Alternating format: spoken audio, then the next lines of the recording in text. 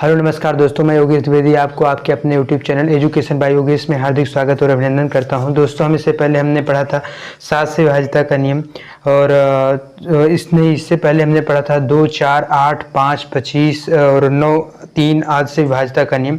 और आज हम पढ़ते हैं 7 से विभाजित होने का नियम। 7 से विभाजित होने का नियम, तो हम यहाँ पर लिखते हैं 7 का जो विभाजित होने का रूल होगा, नियम होगा।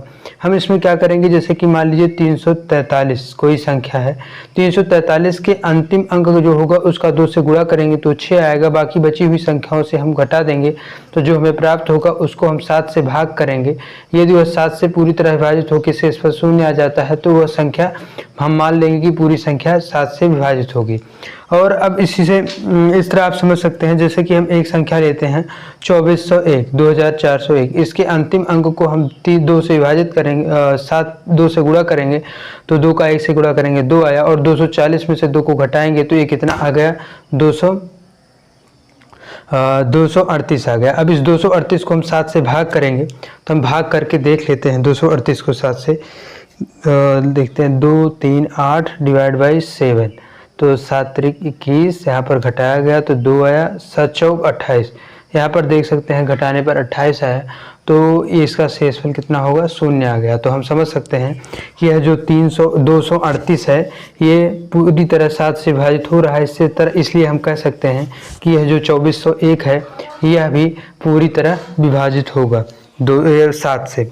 अब इसी तरह हम आगे आके देखते हैं 7 से विभाजित, हम इसको लिख सकते हैं, क्या लिख सकते हैं कि 7 से विभाजित के नियम में अंतिम अंक का दोगुना करेंगे, फिर बची संख्या से घटा देंगे, अंत में 7 से भाग करेंगे।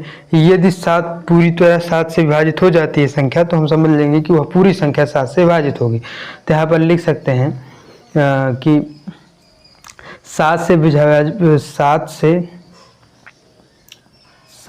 विभाजिता के नियम में, 7 से विभाजिता के नियम में अंतिम अंक का दोगुना करेंगे, नियम में अंतिम अंक का दोगुना करेंगे, अंतिम अंक का दोगुना करेंगे, फिर बची संख्या से घटा देंगे, फिर बची संख्या से घटा देंगे, बची संख्या से घटा देंगे, अंत में 7 से भाग करेंगे। या लिख सकते हैं फिर 7 से भाग करेंगे। यदि भाग से भाग करेंगे यदि वह संख्या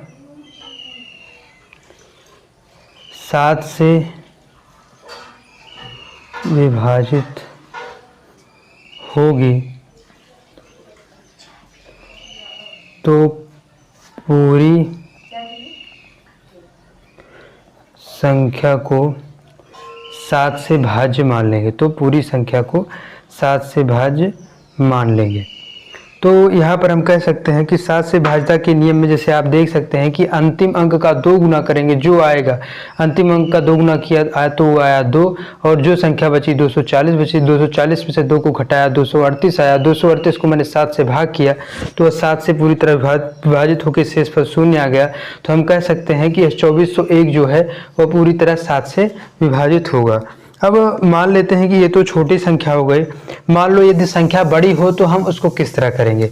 तो बड़ी संख्याओं के लिए जैसे कि मान लीजिए कि हम एक संख्या ले लेते हैं 521,017, तो इसमें हम क्या करेंगे, 3 3 का जोड़ा बनाएंगे और पहली वाली संख्या 3 3 का इस प्रकार जोड़ा बनाएंगे, 3 3 का जोड़ा बनाएंगे। जो जोड़े होंगे इनके 2 3 इसको जोड़ों की संख्या को हम इस प्रकार क्रमशः लिख सकते हैं, पहले में से दूसरा घटाया जाएगा, और भी 3 4 होते तो तीसरे में से चौथा घटाया जाता है, और यहाँ पर 5 6 जोड़ा होता है।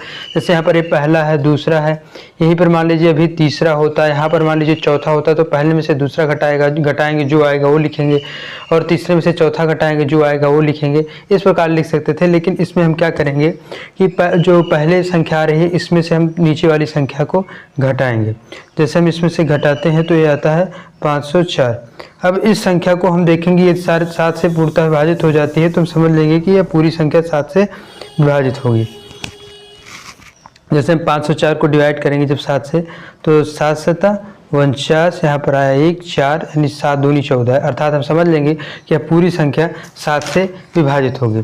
और मान लें कि संख्या जैसे बड़ी हो तो हम इसी प्रकार करके देखते हैं। और यहाँ पर एक बात और है, अगर यह संख्या 11 से भाज्य होती, इस प्रकार जोड़े के क्रम में यदि यह संख्या 11 से विभाज्य होती तो भी हम मान लेते हैं कि यह संख्या 11 से विभाज्य होगी।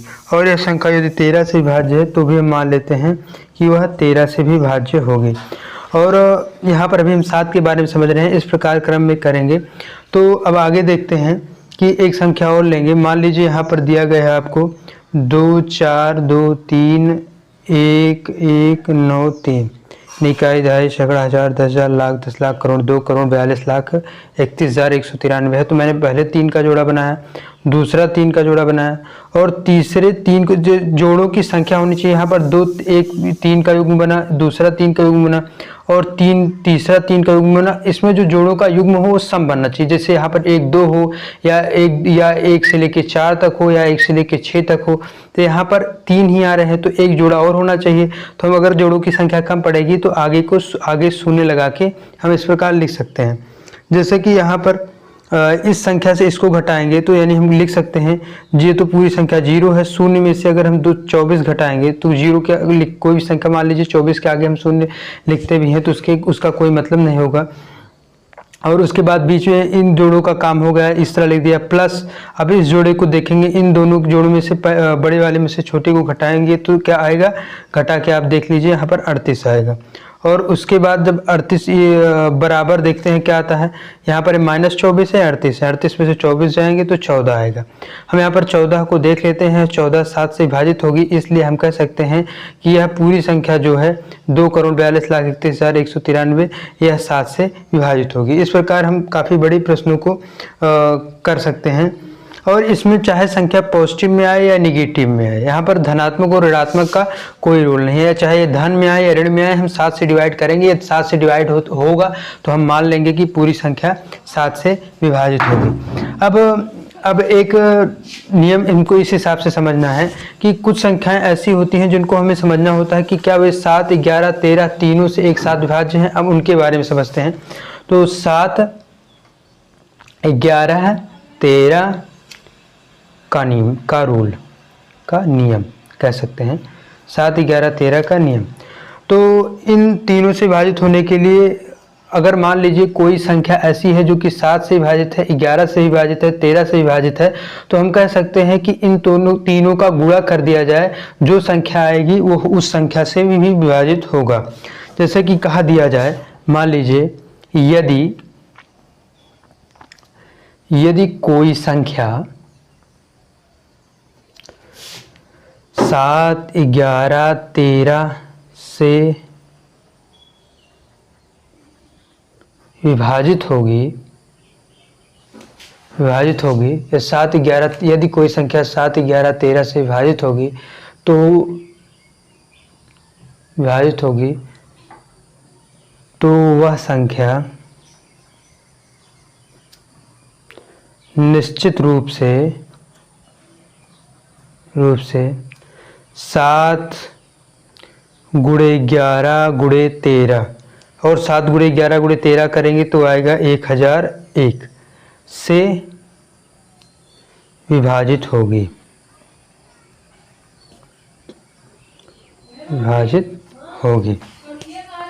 अब यहाँ पर जैसे हम मान लेते हैं कोई एक संख्या दी गई हो 156।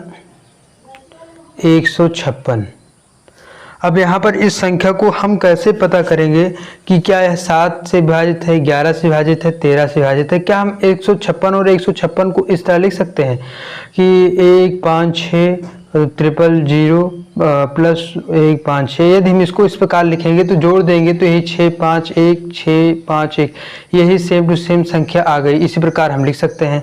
तो हम इन दोनों संख्याओं को आपस में इस तरह जोड़ सकते हैं कि 156 000 और प्लस 156। हम यहाँ पर इसको लिख सकते हैं 156 गुणे 1000 और धन 156 गुणे 1। तो यहाँ पर 156 कॉमन आ रहा है, तो हम इसको क्या ले लेंगे, 156 कॉमन ले लेंगे। और यहाँ पर क्या बचा, 1000 धन 1। और अब 1000 धन 1 को आपस में जब जोड़ लेंगे तो हो जाएगा 156 गुणे 1001। अर्थात जो 1001 होगा यह 7 से भी कटेगा, तो 11 से भी कटेगा और 13 से भी कटेगा। तो हम कह सकते हैं यह जो पूरी संख्या होगी यह 7, 11 और 13 तीनों से विभाजित होगी। जैसे कि हम इसको एक इस पर लिख सकते हैं, क्या यदि जब कोई भी 3 अंकों की संख्या को जब किसी भी 3 अंकों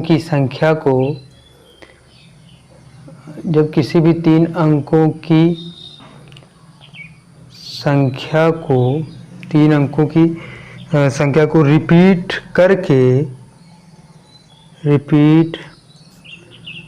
यानी रिपीट का तात्पर्य फिर से लिख के रिपीट करके 6 अंकों की संख्या बनाया जाता है, 6 अंकों की संख्या बनाया जाता है, 6 अंकों की संख्या बनाया जाता है, तो वह संख्या 7, 11, 13 तथा 1001 से भाग होगी। तो यहाँ पर अब हम सब तो इस प्रकार ये भाग होगी। ये बात ध्यान देने वाली है कि जैसे कि हम मान लीजिए कोई भी 3 अंकों की संख्या, जैसे मान लीजिए लिख देते हैं हम 453 तो 3 अंकों की संख्या हम इसको लिख सकते हैं 453 और 000 धन 453। इस प्रकार लिखेंगे। अगर जोड़ेंगे तो यही संख्या फिर से प्राप्त होगी, क्योंकि 453 यही होगा। तो इसमें इस प्रकार लिखने से कोई फर्क नहीं। हम इसको इस तरह भी लिख सकते हैं 453 गुणे 1000 और धन 453। और इसमें हम क्या करेंगे, 453 को जब कॉमन ले लेंगे तो 1000 धन 1। अब इसको जोड़ेंगे तो 453 और गुणे 1001, इस प्रकार हम लिख सकते हैं। तो अगर ये 1001 इसका एक गुणनखंड है तो इसका मतलब ये संख्या 1001 जो है वो 13 से विभाजित होती है और 7 से विभाजित होती है, 11 से विभाजित होती है। तो इसका मतलब हम कह सकते हैं कि ये पूरी संख्या 7, 11, 13 से विभाजित होगी। हम पहले ही समझ लेते हैं कि यदि कोई संख्या लगातार, जैसे एक संख्या हम ले लेते हैं 136, क्योंकि 136 2 बार रिपीट किया गया है, तो हम इसमें कह सकते हैं कि 136 धन 136, क्योंकि इसको हम जोड़ेंगे आपस में तो यही प्राप्त होगा। तो इसमें से हम 136 कॉमन ले लेंगे। तो 136 जब कॉमन ले लेंगे तो यहाँ पर बचेगा 1000 और यहाँ पर क्या बचेगा 1। 1001 को आपस में जोड़ेंगे तो एक क्या हो जाएगा 1001। अब 1001 आ गया इस 136 के गुणन में, तो 1001 को हम क्या लिख सकते हैं, 1001 को अभी हमने आगे बढ़ा था कि 7, 11, 13 को 1001 लिख सकते हैं, गुणा बराबर 1001 होता है। तो मैं यहाँ पर 1001 होता है। यहाँ पर हम क्या लिख सकते हैं 7 गुणे 11 गुणे 13, चाहे लिखें इसे या ना लिखें, लेकिन हाँ ये समझ सकते हैं कि इसका एक गुणनखंड है 7, 11, 13। तो इसका मतलब ये जो संख्या होगी 7, 11, 13 तीनों से विभाज्य होगी। इस तरह के प्रश्न पूछे जाते हैं जिसको हम अभी देखते हैं। जैसे इसमें यह प्रश्न दिया गया है कि निम्नलिखित में से कौन सी संख्या 7, 11, 13 से बिल्कुल विभाज्य है। निम्नलिखित में से कौन सी संख्या 7, 11, 13 से बिल्कुल विभाज्य है। तो इसमें हम देखते हैं ऐसी कौन सी संख्या है जो कि लगातार तीन संख्या को रिपीट कर करके लिखा गया है।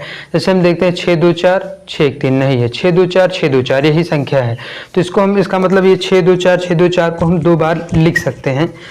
लिख के दिखाते हैं आपको। ये 6, 2, 4, 6, 2, 4 यानी क्या, 2.5 सैकड़ा, 1000, 10,000, लाख, 6,24,624। तो हम इसको क्या लिख सकते हैं 624 000 प्लस 624 यानी 6,24,000 धन 624। इसको 624 कॉमन लेंगे तो 1000 और 1000 धन 1 और इसको लिख सकते हैं 624 गुणे 1001, यानी 1001 इसका गुणनखंड हुआ। तो हम पहले से ही जानते हैं कि 1001 का गुणनखंड करेंगे तो उस 7, 11, 13 आएगा। तो हम कह सकते हैं कि ये पूरी संख्या 7, 11, 13 से बिल्कुल विभाज्य होगी।